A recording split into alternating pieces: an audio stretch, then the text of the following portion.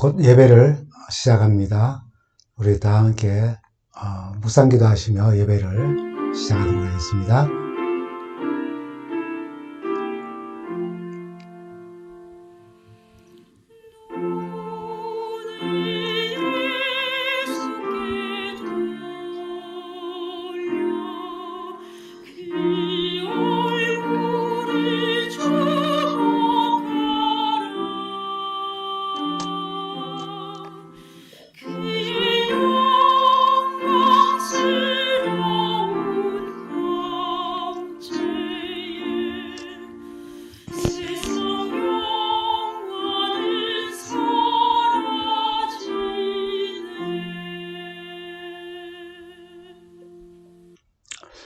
성도 여러분, 한 주간 잘 지내셨습니까?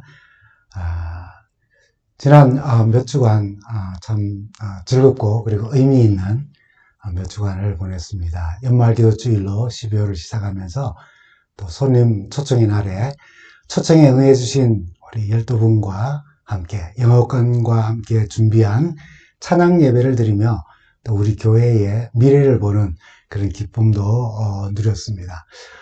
몇 주 전부터 저희는 주님 가르쳐 주신 기도문을 묵상하고 있습니다. 오늘은 우리가 우리에게 죄 지은 자를 사하여 준 것 같이 우리 죄를 사하여 주옵시고라고 기도하게 하신 그 부분을 함께 묵상을 합니다. 한 해를 마무리하는 시점에 우리에게 꼭 필요한 말씀이라고 생각을 합니다. 계속 반복해서 보았듯이 우리 주기도문의 구조 속에서 오늘 말씀을 우리가 좀 살펴본다면은 주기도문은 첫째 기도의 대상으로 하늘에 계신 우리 아버지를 줍니다. 그 다음에 기도의 마침에는 나라와 권세와 영광이 아버지께 영원히 있기를 우리가 소망하는 기도로 기도를 마칩니다. 그 사이에 6개의 간구의 내용이 들어있는데 처음 셋은 우리 하나님께 대한 그리고 하나님의 영광을 위한 것으로 이름이 거룩히 여김을 받으시고 나라가 임하기를 기도하며 뜻이 하늘에서 이루어진 것 같이 땅에서도 이루어지기를 소망하는 기도를 드리고 그 다음 뒤에 세 가지에서 우리 자신을 위한 기도를 하도록 말씀하셨고 첫 번째는 우리가 지난주죠 살펴본 것처럼 우리에게 일용할 양식을 주옵시고 우리가 우리에게 죄 지은 자를 사하여 준 것처럼 오늘 우리가 묵상할 내용입니다. 우리 죄를 사하여 달라는 기도. 그 다음에 우리를 시험에 들게 하지 마옵시고 다만 악에서 구하여 주시기를 우리가 간구하라고 하셨습니다. 계속 말씀드린 것처럼 이는 십계명의 구조와 같다고 말씀드렸습니다. 알다시피 우리 십계명의 첫 4계명은 하나님의 영광에 관한 것, 하나님으로 향한 우리의 신앙을 말하고 나머지 6계명은 우리 인간관계 속에서 이루어져야 할 그리스도인의 삶에 대한 이야기입니다. 하나님과 관련된 것이 항상 우선이 되어야 하는 것을 십계명과 주기도문은 우리에게 가르쳐주고 있는 것입니다. 이런 제목의 아주 글을 인터넷 커뮤니티에서 제가 보았습니다. 2년을 기다린 층간소음 복수라고 하는 그런 제목의 글을 읽었습니다. 층간소음으로 2년간 고통을 받고 복수를 하게 되었다는 내용입니다. 캡처한 내용인데요. 이 본인은 3층에 살고 있고 바로 위층 4층에 남자아이 3명을 키우는 가정이 사는데 남자아이들이 셋이니 쿵쾅거리는 소리가 아주 심했나 봅니다. 소음에 좀 조심해 달라는 요청을 했더니 애들이 뛰는 수도 있지 또 그런 소리가 날 수도 있지 이 소리가 예민하면은 단독주택 사서 나가라며 오히려 큰 소리를 쳤다는 겁니다. 그래서 1년 전부터 복덕방에 5층이 이 사람들 집 소음을 내는 이 사람들 집 위층이 나가면 좀 알려달라고 부탁했는데 드디어 그 집이 매물로 나왔다는 소식에 계약금을 걸었다면서 복수할 시간이 왔다면서 여기 이렇게 말했습니다. 집에서 할 수 있는 좋은 운동을 좀 추천해달라고 그렇게 아마 쿵쾅거릴 수 있는 그런 운동을 소개해달라고 인터넷에 올린 글입니다. 얼마나 이 윗집이 나온 것이 좋았던지 이 공인중개사 이 복덕방 아주머니에게 과일 바구니를 선물로 사드렸다는 그런 말까지 했습니다. 기독교에는 누구나 복수가 아닌 용서해야 한다는 강박관념 같은 것을 가지고 우리가 살아가기도 합니다. 그 어떤 원수라도 용서해야 한다고 배우고 그렇게 우리가 노력하면서 삽니다. 참 좋은 일이죠. 그런데 용서가 참 쉽지가 않다는 것이 참 힘듭니다. 자칫 잘못하면 이 용서에 대한 강박관념 때문에 우울증에 걸릴 수도 있습니다. 누군가 용서의 첫 단추는 감정이라고 그렇게 말했어요.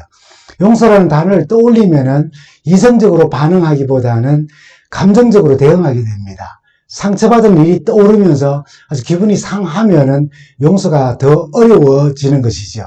그래서 용서의 첫 단추는 이성적인 것이 아니라 옳고 그름에 대한 문제가 아니라 감정의 문제라는 것입니다.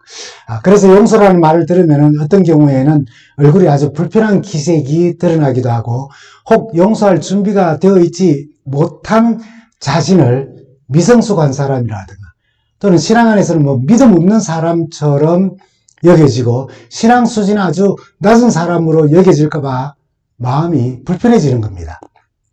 그래서 어떨 때는 다른 사람들이 나를 어떻게 생각할까 하는 생각에 용서한 것처럼 행동하는 거짓 용서를 하기도 합니다. 이런 용서가 얼마나 힘드는가. 전도연 씨가 주연한 밀양이라는 영화가 있었습니다. 오래전에. 남편을 사별한 후에 여주인공이 아들을 데리고 남편의 고향인 밀양으로 내려옵니다. 그러나 아들을 유괴한 유괴범이 그 아들을 유괴한 후에는 살해를 하게 됩니다. 분노와 절망 중에 아주 어떻게 살아야 할지 모르는 그런 분노 속에 있을 때에 약사인 그 동네 김 집사님을 통해서 신앙을 받아들인 그 후에 아들을 죽인 살인범을 드디어 용서하기로 마음을 먹고 복역 중인 그를 찾아갑니다. 그런데 용서하기 위해서 찾아간 그가 오히려 그 엄마에게, 자기가 죽인 아들의 엄마에게 이렇게 말하는 것입니다. 하나님의 사랑으로 나는 이미 용서를 받았고 마음이 평안하다는 말을 하는 것입니다. 그 순간 그녀는 분노합니다.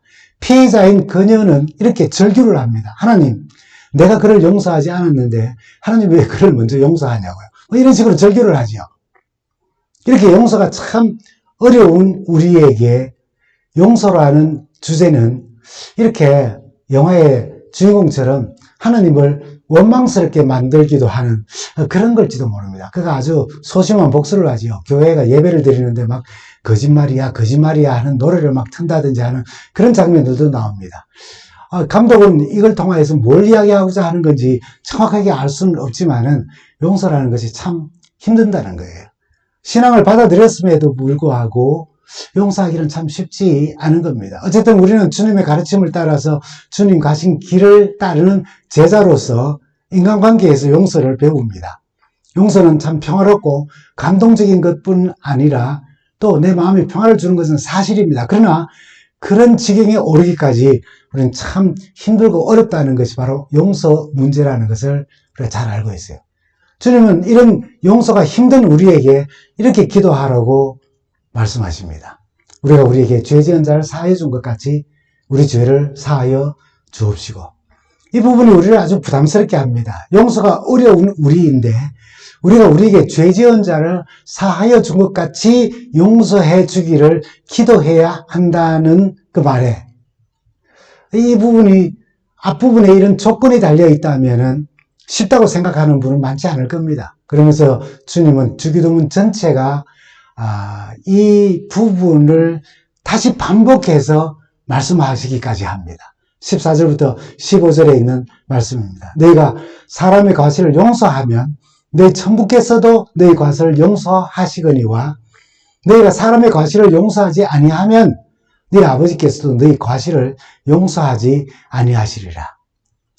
마태뿐 아니라 누가가 기록한 누가복음 11장 그리고 4절에 주기도문에도 우리가 우리에게 지어진 모든 사람을 용서하오니 우리 저도 사하여 주옵시고 라고 하여서 마치 우리가 하나님 제가 다른 사람을 용서합니다. 그러니 나의 죄를 용서해 주십시오 라는 뜻이거나 또 거꾸로 해서 하나님 제가 다른 사람의 죄를 용서하지 않는다면 저의 죄도 용서해 주지 마십시오 라고 하는 의미로 이 기도를 받아들일 수 이해할 수 있다는 겁니다.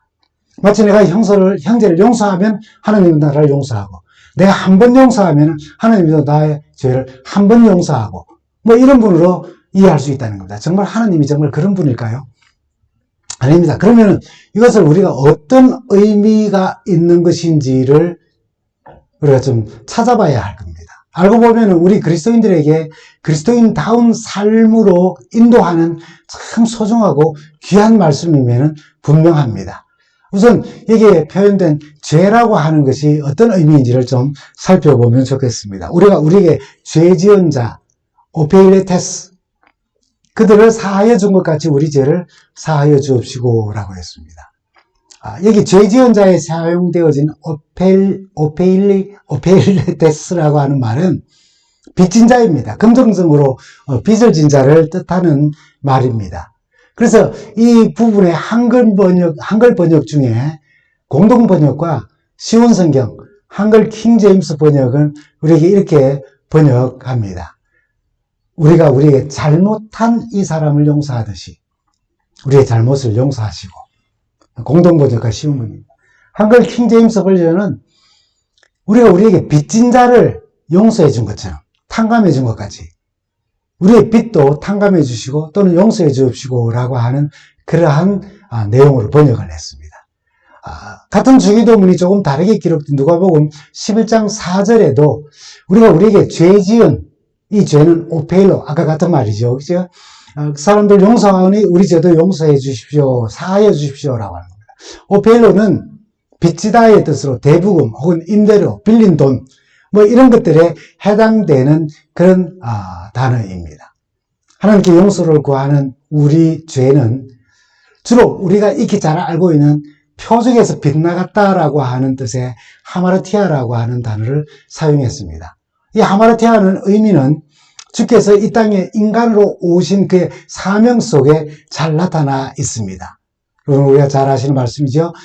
마태복음 1장 21절입니다. 아들을 낳으리니 이름을 예수로 하라. 이는 그가 자기 백성을 저희 죄 하마르티아에서 구원할 자이십니다. 예수께서 희생을 통하여서 십자가 사랑으로 용서한다라고 하는 그 죄는 바로 하마르티아라고 하는 표적에서 빗나갔다는 이 단어로 표현되어졌습니다. 근데 우리가 누군가를 용서한다는 죄는 빚, 빌린 돈, 허물 이런 표현으로 우리가 서로에게 행한 죄라는 것을 이렇게 표현했어요. 너그럽게 탕감할 수 있는, 용서할 수 있는 실수나 잘못들이라는 것입니다. 근데 하나님께서 우리의 죄를 그렇게 봐주시고 용서하시고 탕감해 주셨다는 의미입니다. 그렇다고 참 쉽습니까?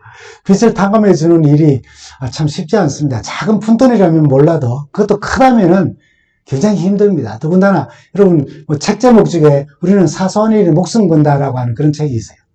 그처럼 사소한 것도 목숨 걸 만큼 막 붙들고 매달려서 그 사소한 일조차도 용서가 잘 되지 않을 때가 참 많이 있어요. 근데 어떻게 우리가 우리에게 죄 지은 자를 사하여 준 것 같이 우리 죄를 사하여 달라고 그렇게 용서를 구하는 그런 마음을, 그런 기도가 가능할까요? 마태복음 18장의 비유를 통하여서 우리는 그 내용을 이해할 수가 있습니다. 베드로가 용서에 대해서 21절에 7번만 용서하면 됩니까? 라고 그렇게 물었을 때에 22절부터 25절에 있는 35절에 있는 비유의 말씀으로 주님은 말씀하셨어요. 우리가 너무나도 잘 아는 내용이지만은 적용과 실천이 참 어려운 말씀이기도 합니다.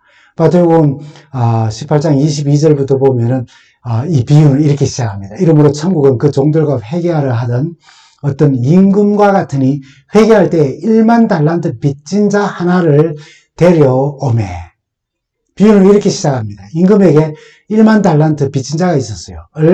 어떻게 해서 어떤 연유에서 어떤 방식으로 이만큼 되었는지 모르지만은 상징적이라는 의미에서 이해를 하면 좋겠습니다. 이 한 달란트는 6,000데나리온입니다.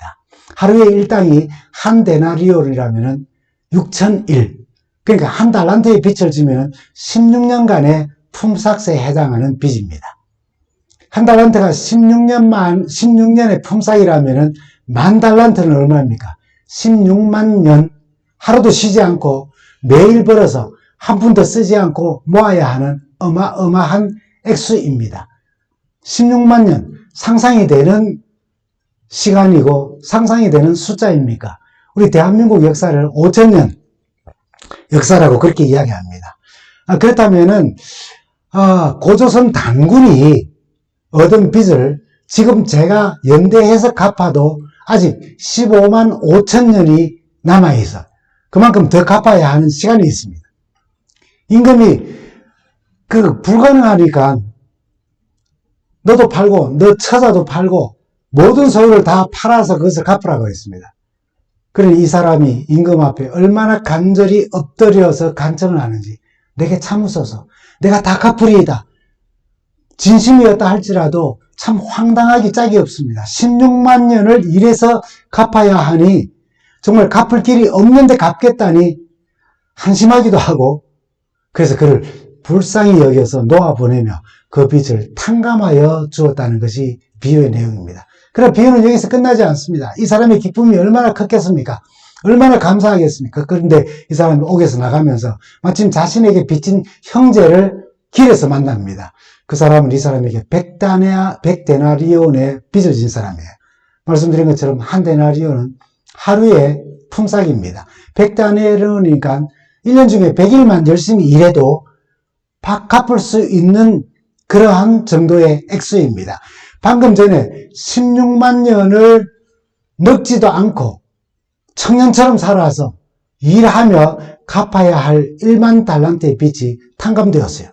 그런데 지금 10,000달란트도 아니고 1달란트도 아니고 100데나리온, 1년 중에 100일만 일해도 갚을 수 있는 빚 때문에 그 사람이 멱살을 잡고 당장 빚을 갚으라고 윽박지르며 그를 참아달라고 애원하는 그를 감옥에 가두어 버립니다.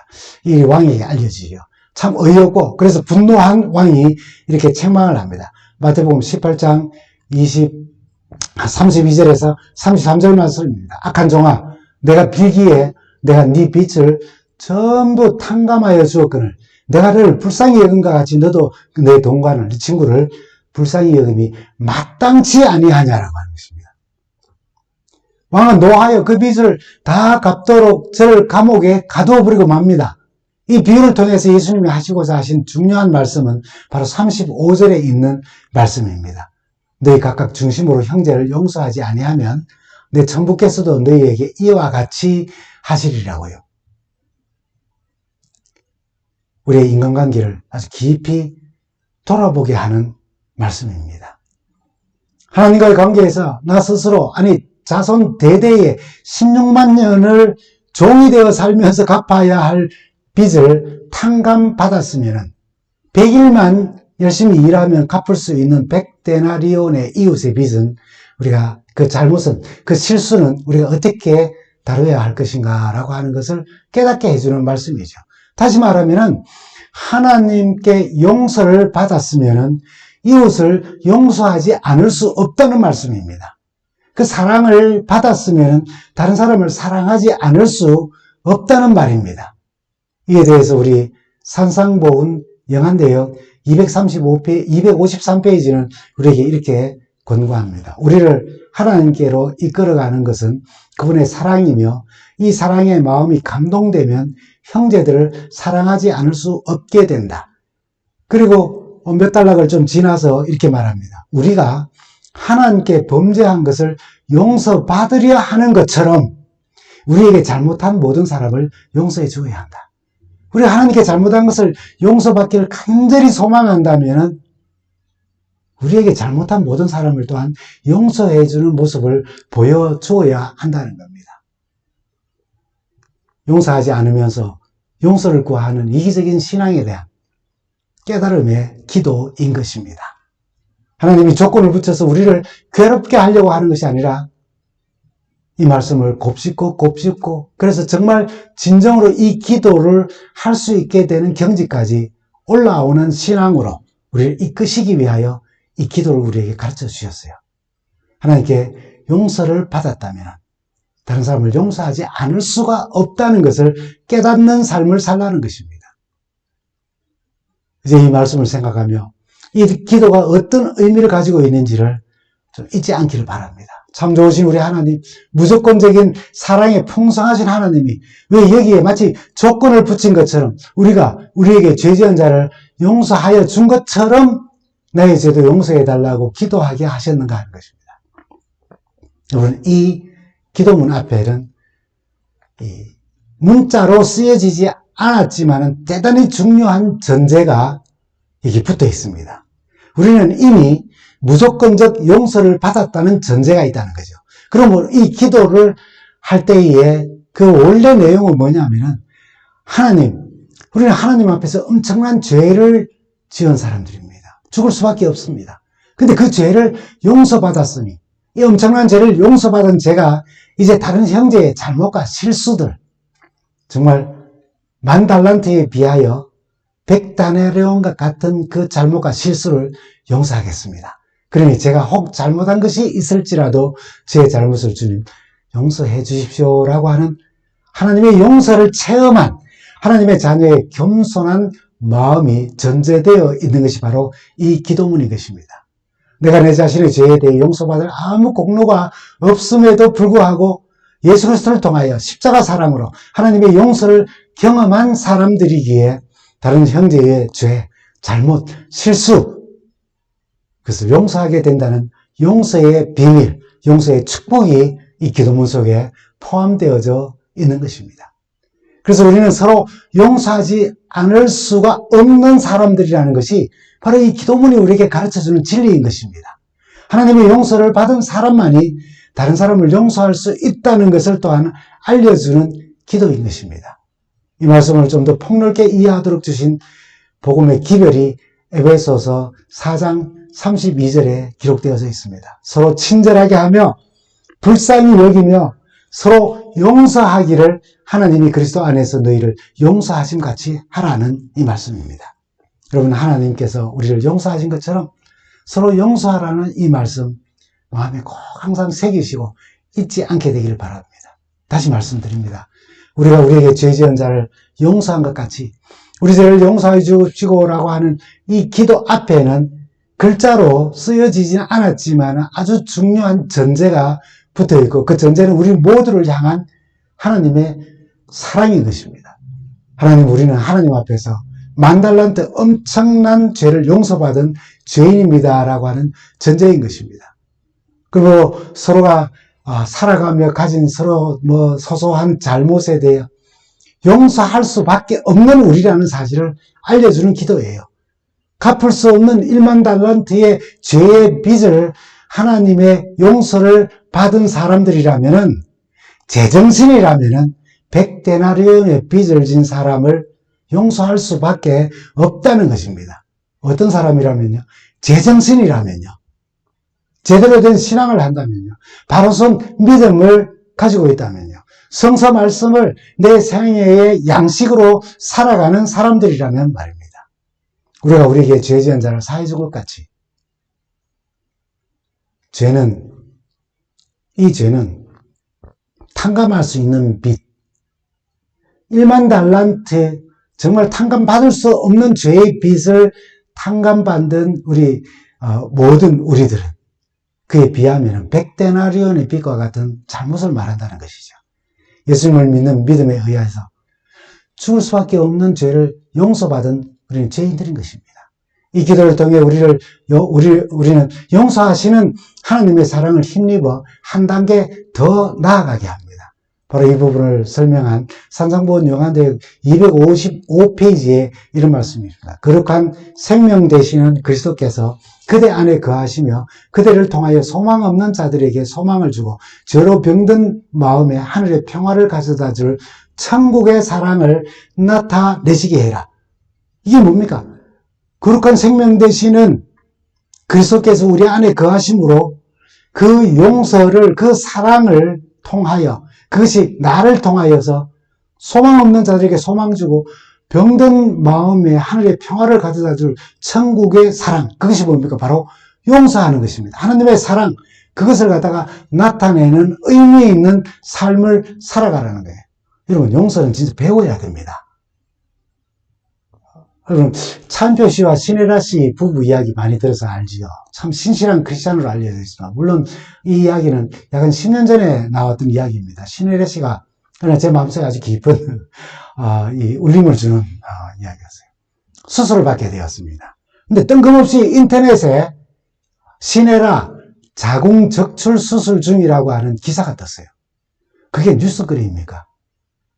근데 그 기사가 실시간 검색 1위로 올랐어요. 여성으로서 자신의 신상이 이런 식으로 온 세상 사람들에게 알려지는 것이 참 불편한 것 아닙니까? 남편으로서 차인표 씨가 너무 화가 나서 그 기자를 좀 혼내줘야겠다며 불편한 마음으로 아내에게 말했더니 신혜래 씨가 이렇게 말했어요. 그 사람들 그냥 두세요. 자기들 직업이어서 이렇게 가십거리 찾아가지고 뭐 흠집 같은 거 없나, 뉴스가 될 만하고 사람들이 좋아하는 뭐 어떤 그런 사건들 없나, 그런 것만 골라가지고 또 올리는 사람들이 있으니까 자기 직업이니까 그냥 두라는 것입니다. 그리고 당신이 그냥 용서해주면 좋겠어 라고 말했어요. 그래도 화가 풀리지 않은 차인표 씨가 한 번 더 우겼답니다. 그랬더니 아내가 자신에게 하는 말, 여보 내 자궁이야, 당신은 왜 그래? 라고 그렇게 말했다는 것입니다. 이 일을 두고 남편 차인표 씨는 내가 지나고 보니까 그게 나를 참 여유 있게 만들었다고 고백하는 그 방송을 좀 보았습니다. 신혜라 씨는 이 사건을 두고 이렇게 말합니다. 용서하는 것, 사랑하는 것, 화해하는 것, 이런 것은 뭐든지 손해보기로 하면은 해결 안 되는 일이 없다라고 고백하는 것을 제가 보았어요. 그리스도인에서 우리가 갚을 길 없는 죄의 빚 1만 달란트를 용서받았음에도 100데나리온의 빚진 자의 멱살을 잡고 용서하지 못하고 살고 있지 않는지 우리 자신을 돌아보게 하는 기도인 것입니다. 정말 진정으로 하나님 앞에 구원에 이르는 1만 달란트의 용서를 감사드리며 일상의 생활 속에서 속상하게 한 100데나리온의 빚, 그 빚진 자를 용서하며 우리는 이렇게 기도드릴 수 있습니다. 하나님, 제가 원수 같은 일을 용서했습니다. 이웃의 잘못을 용서하고 그 상처를 보듬어 줄 수 있었습니다. 왜냐하면 우리 주님의 십자가를 통한 용서의 은혜로 내 마음이 가득 찼고 그 기쁨으로 가득 찼기 때문에 가능했습니다. 성령께서 나를 도와주셔서 그것을 가능케 했습니다. 이런 성숙함을 주신 우리 하나님 감사합니다. 이제 내 죄를 사하여 주시고 나에게 더 크고 더 넓은 용서의 은혜를 베풀어 주셔서 또 다른 사람들에게 용서하며 살도록 나를 도와주십시오 라고 하는 기도를 우리가 드리는 것과 같은 것입니다. 이 기도를 드릴 수 있는 우리 모두가 되면 참 좋겠습니다. 용서는 우리가 변화되는 일에 정말 꼭 필요한 일이고 하나님께서 이 기도를 드리게 한 것은 바로 우리로 하여금 변화되고 우리로 하여금 성화하고 우리로 하여금 성숙하도록 우리를 이끄시는 하나님의 섭리인 것입니다. 여러분, 용서를 하지 않는 것은 독소를 품고 사는 것과 같아요. 미운 마음이 사라지지 않지 않습니까? 용서하지 않는 마음은 증오심으로 가득 차게 돼요. 용서하지 않으면 타인의 삶을 바라보는 시각이 아주 왜곡되기가 쉽습니다. 판단을 흐리게 하고요. 용서하지 않는 사람에게는 분노와 슬픔이 찹니다. 자신의 육신의 건강과 영혼의 건강을 망치게 하는 원인이 되는 것입니다. 반면에 용서하는 것은 해독제와 같아요. 증오심과 교만, 온갖 나쁜 것들을 제거하는 해독제인 것입니다. 용서는 기쁨을 넘치게 하고 평화를 가져옵니다. 용서는 기독교 특성 가운데 가장 수준 높은 특성 중에 하나입니다. 왜냐하면 하나님의 용서로 우리가 지금 살아가게 되고 하나님의 용서하심으로 우리는 오늘을 살아가는 것이고 하나님의 용서가 우리를 구원에 이르게 한 것이기 때문인 것입니다. 그래서 용서하며 더 풍성한 하나님의 사랑과 용서의 은혜가 우리의 삶 속에 넘치면서 평안 가운데 살며 다시 오시는 우리 주님을 뵙게 되기를 간절히 바랍니다. 감사합니다.